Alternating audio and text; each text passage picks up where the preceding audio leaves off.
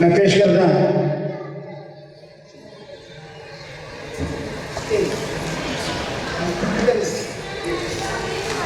जिन्हें बंदे पता लगा लो आगे थे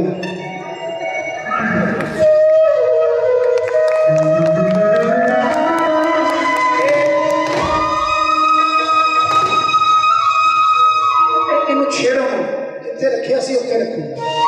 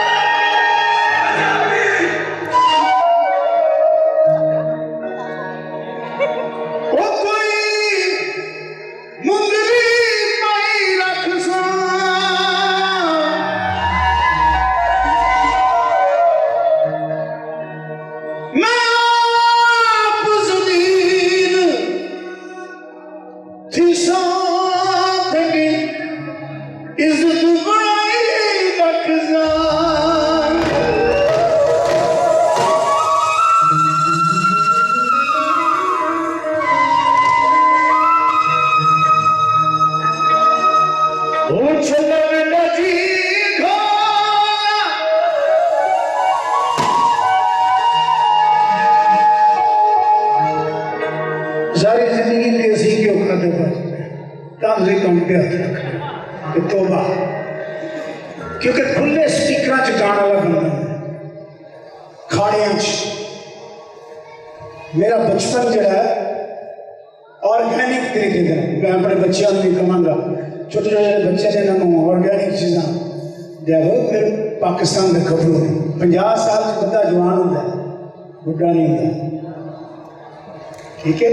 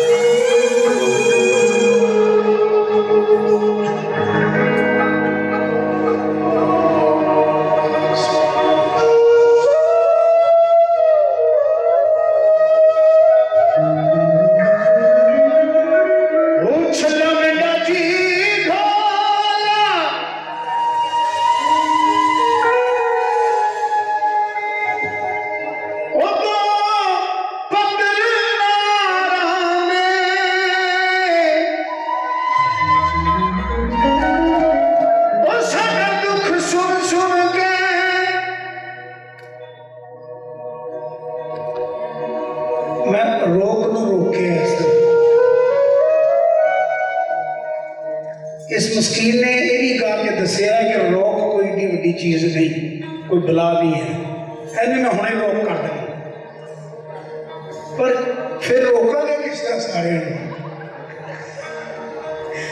लेकिन मैं जरूर कहा मैं तुहाडे सारी फरमाइशें पूरी करूँगा, लेकिन बड़े मजे नाल बैठ के महफिल अगर सजी है तो मजा आ रहा है कि नहीं आ रहा।